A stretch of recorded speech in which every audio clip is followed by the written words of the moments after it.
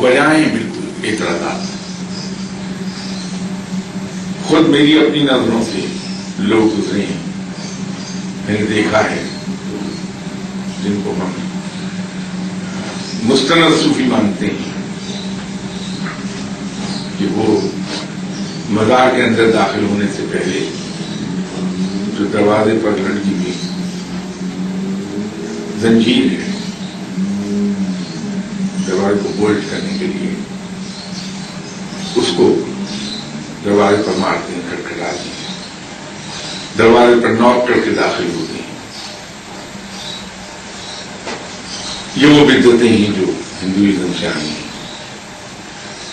لوگ احترام کا سجدہ کرتے ہیں جو شرک ہے، اس پر اعتراض کیا جانا چاہیے. مزاروں کو چومنا، مزاروں کا طواف کرنا، یہ سب وہ چیزیں ہیں جن پر اعتراض ہے اور وہ بجا ہے. ہم لوگ ہندو مذہب کے لیڈر ان تمام کاموں کی طرف چلے گئے. یہ نہیں ہونا چاہیے. دادا صاحب نے انہی آرائشوں کو صاف کیا تھا. اس کتاب میں ان ٹرمینالوجیز کو واضح کیا ہے اور اس کے ساتھ ساتھ ایک اور مزے کی چیز ہے کہ صوفیہ کرام جو کسی مقام پر پہنچے ہوئے ہیں، دو صوفی جب آپس میں گفتگو کرتے ہیں تو سائفر لینگویج ہوتی ہے.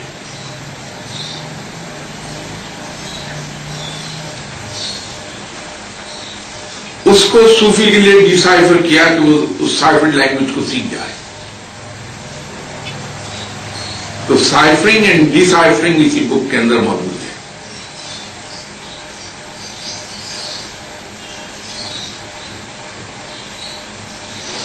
جس طرح یہاں ایک زمانے میں میں عرض کر رہا تھا کہ قرآن پاک کے ایک وہ معنی ہیں جو ہم ترجمے کے طور پر دیکھتے ہیں لکھے ہوئے، یا مجھ جیسے اور عام لوگ ان معنیوں کو جانتے ہیں، لیکن ان معنیوں کے علاوہ قرآن پاک کے 10 اور معنی ہیں جو صوفی جس مقام پر ولایت کی جس درجے پر ہوتا ہے اسی کے مطابق قرآن پاک کے معنی اس کی سمجھ میں آنے لگتے ہیں.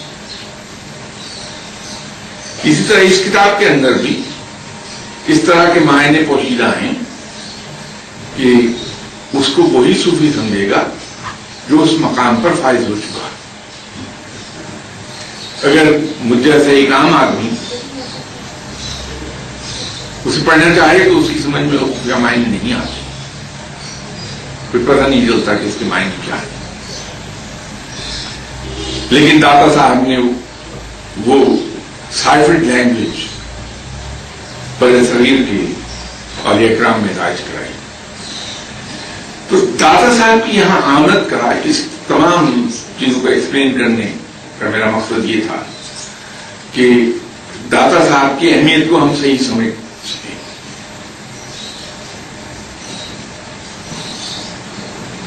داتا کا احترام ہم اس لیے کرتے ہیں کہ دادا صاحب سے لوگوں کو فیض ملتا ہے دنیاوی. باہر آ کے لوگ دعائیں اللہ کے حضور کرتے ہیں اور اللہ تعالیٰ ان دعاؤں کو قبول فرما لیتا ہے. لیکن صحیح احترام جو صوفیہ کرام دادا صاحب کا کرتے ہیں وہ دادا صاحب کی اس ڈیوٹی کی وجہ سے کرتے ہیں جس ڈیوٹی پر انہیں فائز کیا گیا تھا کہ یہاں کے صوفیہ کرام کو صحیح راہ کی طرف لے جایا جائے. اصل احترام داتا صاحب کا اس وجہ سے.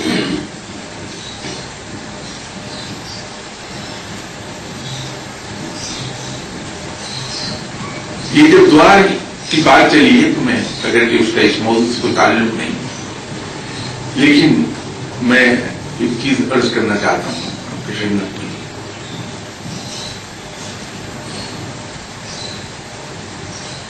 ہمیں بحیثیت مسلمان بہت کلیئرلی ایک بات سمجھ لینا چاہیے، بلکہ اگر میں یہ کہوں کہ اس کا سمجھنا ہم پر فرض ہے تو شاید غلط نہیں ہوگا۔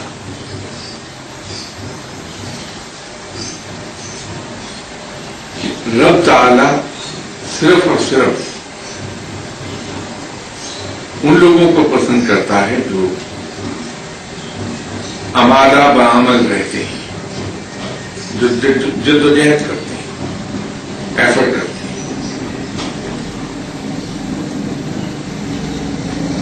اللہ نے ہم پر دنیاوی معاملات میں جدوجہد فرض کی ہے۔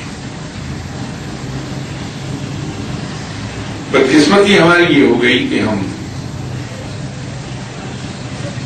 دعاؤں کی طرف چلے گئے، اور آج صورتحال یہ بن رہی ہے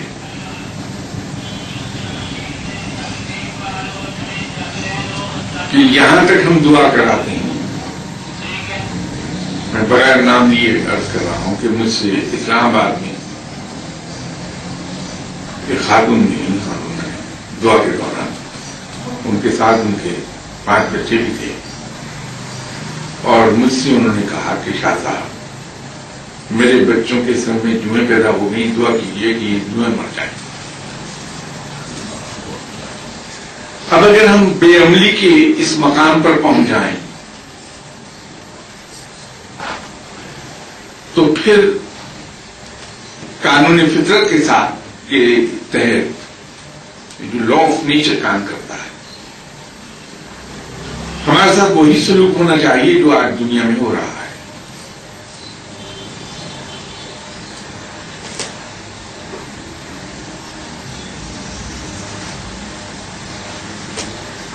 دعا کرنے والوں کے پاس جانے میں کئی ایک خطرات ہیں۔ ایک تو یہی کہ ہم بے عمل ہو جاتے ہیں اور دعا پر ضائع کرنا شروع کر دیتے ہیں، اور اس سے بھی ایک بڑی بات کہ ہم اپنے مقام سے نیچے گرتے ہیں، اپنے ہی جیسے انسان سے جو اللہ کا اتنا ہی محتاج ہے جتنا کوئی اور، ہم اس کے سامنے گڑگڑا رہے ہوتے ہیں۔ میرے نزدیک یہ انسانیت کی توہین ہے، انسان کی اپنی توہین ہے کہ اپنے ہی جیسے انسان کے سامنے وہ اپنے دکھوں کو جا کر بیان کرے اور اس سے یہ کہے کہ تم اللہ کے حضور دعا کر دو۔ رب تعالیٰ تو ہم سب کا ہے، یہ رب تو اس ہندو کا بھی ہے جو اس کے ساتھ شرک کر رہا ہے اور جس کو اس نے اللہ کا شریک ٹھہرایا، اسی کے سامنے وہ بدھ کے سامنے گڑگڑا رہا ہے، لیکن دعا رب پوری کر دیتا ہے۔ یہ اس کی شان ربوبیت ہے۔ اللہ اس کی بھی سنتا ہے جو اس پیغمبر کو اس کا بیٹا ٹھہراتا ہے، ان کی بھی سنتا ہے۔ رب تعالیٰ اور تو اور مجھ جیسے گناہگاروں کی بھی سن لیتا ہے۔ تو آپ لوگ تو بڑے بھلے آدمی ہیں،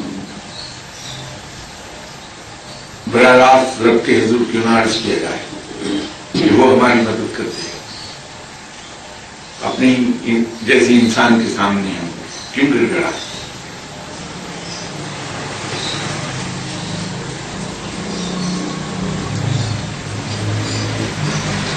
یہ دعا کا معاملہ کچھ عجیب و غریب ہے کہ ہمیں گلا یہ رہتا ہے یا ازراہ حسن ظن ہم یہ کہتے ہیں کہ ہماری دعا تو رب دیر میں سنتا ہے لیکن فلاں آدمی کی دعا جلدی سنتا ہے۔ بڑا آسان سا کام یہ دیکھ لیا جائے تو اگر ہمیں یہ وہم ہے کہ کسی کی دعا اللہ جلدی سنتا ہے اور کسی کی دیر سے، تو اس کو کیوں نہ دیکھ لیا جائے کہ اس کی اللہ دعا کیوں جلدی سن لیتا ہے۔ وہ نسخہ میں عرض کر دیتا ہوں آپ کے سامنے، آپ اپنے لیے دعا نہ مانگیے، دعا مانگنا چھوڑ دیجیے۔ اپنے بدترین دشمنوں کے لیے دعا مانگیے. جو اللہ سے آپ اپنے لیے چاہتے ہیں آپ اپنے دشمنوں کے لیے اللہ سے مانگنا شروع کر دیجیے کہ یا اللہ فلاں شخص تو یہ مت کہ یہ میرا دشمن ہے، یا اللہ فلاں شخص مشکل میں ہے، تو مہربانی فرما اس پر رحم کر دے اور اس کو اس مشکل سے نکال دے. یا اللہ فلاں شخص آج کل تندرستی کا شکار ہے، اس پر تو مہربانی فرما اور اس پر رزق وسیع کر دے. یہ اپنے بدترین دشمن کے لیے دعا مانگیے اور بڑے خلوص اور محبت کے ساتھ مانگیے.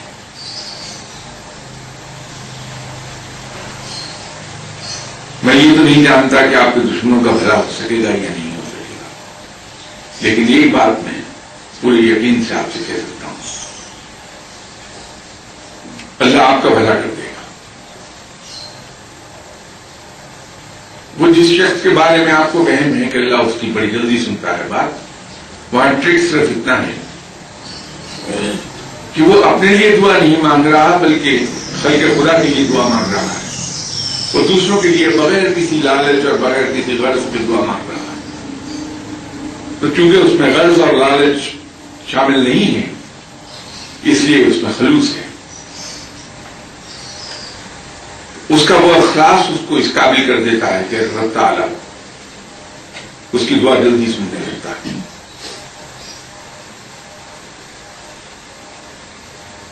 آپ صلی اللہ علیہ وسلم کی حدیث مبارکہ ہے کہ خلاف فطرت مانگی گئی دعائیں قبول نہیں ہوتی. ابھی جس چیز کو میں حوالہ دے رہا تھا اس کو ریفر کر رہا تھا وہ لا آف نیچر تھا. لا آف نیچر یہ ہے کہ ہم گندم بوئیں گے تو گندم کاٹیں گے، جو بوئیں گے تو جو کاٹیں گے. ایسا کبھی نہیں ہوا کہ کیکر کا درخت لگایا جائے اور اس سے ہم سیب کا پھل توڑنے لگے. یہ کبھی نہیں ہوتا. تو جو چیزیں رب نے ہم پر فرض کر دی ہیں وہ ہمیں اپنی ہی کوششوں سے کرنا ہے، اسی کا پھل ملے گا. ان کوششوں کے بعد دعا ہے. یس دعا اگر ہم ان شارٹ اتنی لمبی کہانی آپ کے سامنے بیان کر کے آپ کا وقت ضائع کرنے کی بجائے اگر میں یہ کہوں کہ دعا مین ویپن نہیں ہے مجاہد کا مین ویپن اس کی ایفرٹ ہے. دعا صرف سپورٹنگ ویپن ہے.